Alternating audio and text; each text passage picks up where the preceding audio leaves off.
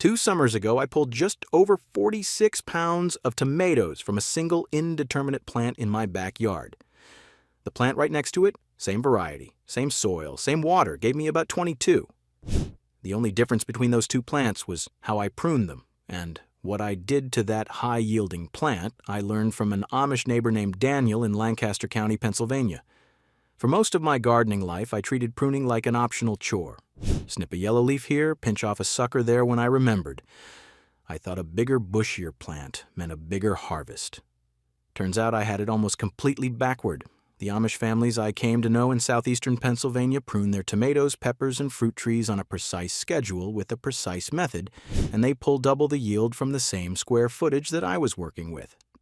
Today I'm going to walk you through exactly what they do in the exact order they do it so you can use it in your own garden this season. And stay with me to the end, because there's one pruning trick I learned from Daniel that turns the suckers you'd normally throw away into a second wave of free plants for a fall harvest. I have never seen this written down in a single gardening book. Let me be honest with you up front. I gardened for almost 25 years before I took pruning seriously. I read the books. I watched the videos. I'd pinch a few suckers in June, get overwhelmed by July, and let the plants turn into a tangled mess by August. Then I'd wonder why my tomatoes were small, late, and cracked. If you've been doing the same thing, you're not alone. I was right there with you for 2.5 decades. What changed for me was a single afternoon standing in Daniel's garden in Lancaster County. He had tomato plants taller than I was, with thick main stems and clusters of fruit hanging like grapes. I asked him how often he pruned. He looked at me and said, every Saturday morning, without fail, from June through September. That answer reset my entire approach. In Amish communities, especially the older Lancaster County settlements, there's a guiding principle called Gelassenheit. It's a German word, and the closest English meaning is something like yielding to the natural order, letting the plant do what it was designed to do, and removing what gets in the way. Now, the practical reason this matters in pruning is simple. Amish families are large, often 8 to 12 people, and the land is finite. Every square foot of garden has to feed somebody. They cannot afford to grow leaves they can't eat when they could be growing fruit they can. So pruning, for them, isn't decorative or optional. It's how you direct the plant's energy into what feeds the family. That practical necessity is what produced the method I'm about to walk you through. The first thing you need to understand before you ever pick up your pruners is the difference between productive growth and unproductive growth. This is where most of us lose the battle before we even start. On a tomato plant, you have 3 kinds of stems. You have the main stem, which is the central leader running up the cage or stake. You have fruiting branches, which come off the main stem and produce flower clusters. And you have suckers, which are the small shoots that grow at a 45-degree angle in the joint between the main stem and a fruiting branch. That joint is sometimes called the crotch. Suckers will eventually flower and fruit if you let them, but here's the science. A plant has a finite amount of energy. When you let every sucker grow into a full branch, you end up with 20 branches all producing small, slow-ripening fruit. When you remove most of the suckers, the plant pours that same energy into fewer, larger, faster-ripening tomatoes on the main stems you kept. University research out of Cornell and Ohio State has confirmed this in trial after trial. Pruned indeterminate tomatoes produce fewer fruits, but significantly higher total yield by weight, and ripen 7 to 10 days earlier. Daniel taught me to prune indeterminate tomato plants down to 2 main stems, the original central leader and 1 strong sucker that you allow to grow as a second leader, usually the one just below the first flower cluster. Every other sucker comes off. Now, let me show you exactly how to do it. Wait until your tomato plant is about 18 to 24 inches tall and has its first flower cluster set. Identify the main stem. Find the strong sucker just below that first flower cluster and let it stay.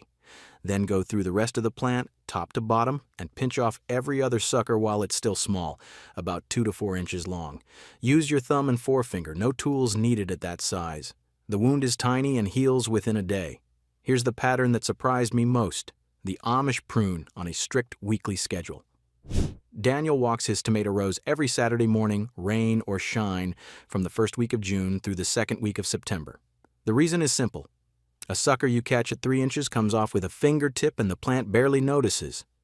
A sucker you let grow to 12 inches has thickened into a real branch, and removing it leaves a wound the size of a quarter that invites disease and stresses the whole plant. Set a recurring time, the same day every week, and walk every plant. It takes about 10 to 15 minutes for a row of 12 plants once you get the rhythm.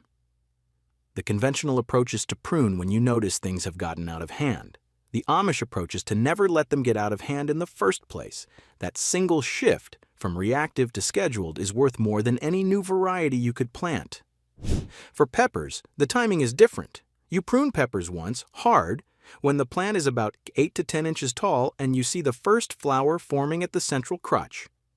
Pinch off that first flower. I know that sounds backward, but that one early flower, if you let it set fruit, will signal the entire plant to slow vegetative growth and stay small. Removing it forces the plant to bush out and put on the framework it needs to carry 30 or 40 peppers later in the season. Daniel learned this from his grandfather. I learned it from Daniel. My pepper yields roughly doubled the first season I tried it. The third part of the method is one I overlooked for years, and it might be the single biggest contributor to ripening speed. The Amish remove the lower leaves of their tomato plants progressively as the season goes on. Here's the reasoning.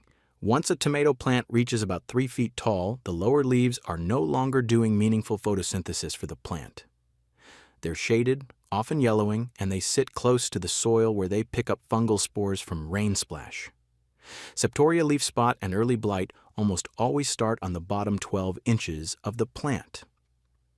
The fix is straightforward. Once your plants reach about 3 feet tall, remove every leaf below the lowest fruiting cluster.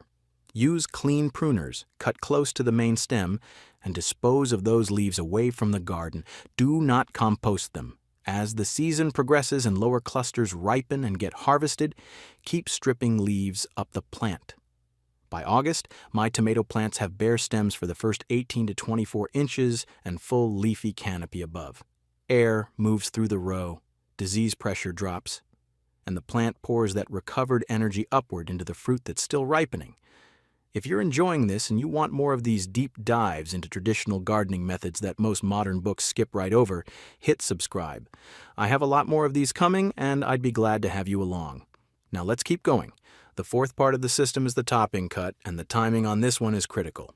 About 4 to 5 weeks before your first expected fall frost, you walk your tomato plants and cut the very top off each plant, about 2 inches above the highest flower cluster you want to ripen. Here's why this works. An indeterminate tomato will keep flowering and growing until frost kills it. The problem is that any flower that opens within roughly 45 days of frost will not have time to set and ripen a usable tomato. The plant is wasting energy on fruit it cannot finish. When you top the plant, you cut off that wasted future and force every remaining ounce of plant energy down into the fruit that's already on the vine. Those tomatoes ripen faster, larger, and with better flavor in zones 3 through 5, where your first frost typically lands in mid-September. Top your plants the second week of August. In zones 6 and 7, top them around the first week of September. In zones 8 and 9, you can hold off until the last week of September or even early October. Use clean, sharp pruners and make the cut at a slight angle just above a leaf node. The conventional approach is to let tomatoes grow until frost takes them and accept the green tomatoes as a loss. The Amish approach is to make the plant finish what it started. The difference in late-season harvest weight is significant. I've measured it on my own plants 3 years running. Topped plants give me roughly 30 to 40% more ripe fruit in the final 3 weeks of the season. The fifth part of the method applies to fruit trees and brambleberries, and it's where the Amish really separate themselves from how most American gardeners handle their orchards. They prune in late winter when the tree is fully dormant, usually the last 2 weeks of February through the second week of March in Lancaster County. Adjust earlier or later based on your zone, but the rule is the same. Prune after the worst cold has passed and before the buds swell. The cuts they make are simple and consistent. First, remove anything dead, damaged, or diseased. Second, remove any branch that crosses or rubs another branch. Third, remove suckers shooting straight up from the main scaffolds, which are called water sprouts. Fourth, and this is the part most home gardeners skip, thin the remaining branches so that you can throw a hat through the canopy without it getting stuck. That's the old Amish phrase, a hat should pass clean through. The reason that openness matters is sunlight. Fruit forms on wood that gets direct light. A crowded canopy produces leaves on the outside and bare wood on the inside, and your yield collapses to a thin shell of fruit on the outer edges. An open canopy produces fruit throughout the entire tree. Daniel's apple trees yield 2 to 3 times what my trees yielded back when I pruned timidly. Bold, structural pruning every winter is the difference. Let me share some patterns I notice in conventional gardening that the Amish approach handles differently. No judgment here. I did all of these myself. The first pattern is pruning only when something looks wrong. Most of us prune reactively. A branch breaks, a leaf yellows, a sucker gets enormous, and we respond. The Amish prune on a calendar, not on symptoms. That single shift prevents about 90% of the problems that reactive pruning is trying to solve. The second pattern is being too gentle. I used to make tiny, cautious cuts and tell myself I was being careful with the plant. What I was actually doing was leaving the plant overcrowded, shaded, and stressed. A bold cut heals faster and produces a healthier plant than 10 timid ones.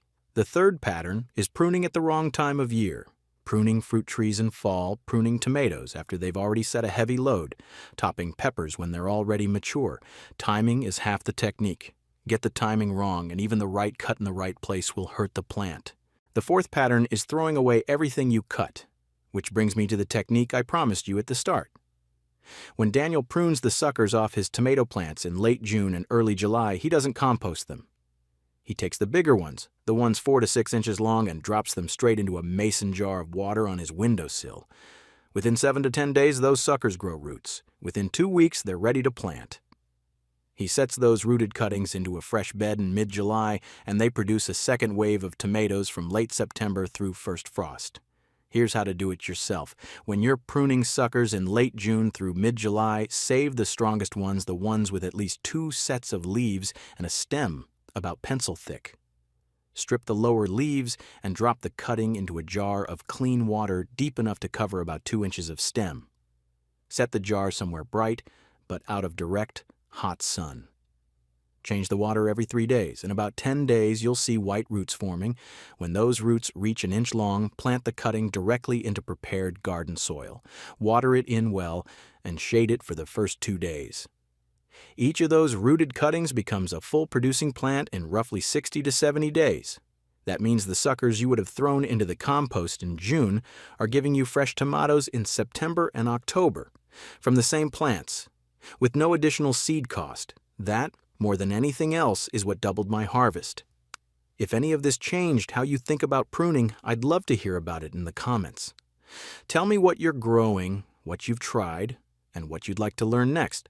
And if you want more of these deep dives into traditional gardening methods from cultures that have been doing this for generations, hit subscribe and stick around. I have a lot more coming. So that's what I learned from Daniel and the Amish families of Lancaster County about pruning that doubles a harvest. Walk your plants every Saturday. Cut bold, cut early, and cut on schedule. And save those suckers. They might be the most valuable thing in your garden. Thanks for spending time with me today. I'll see you in the next one.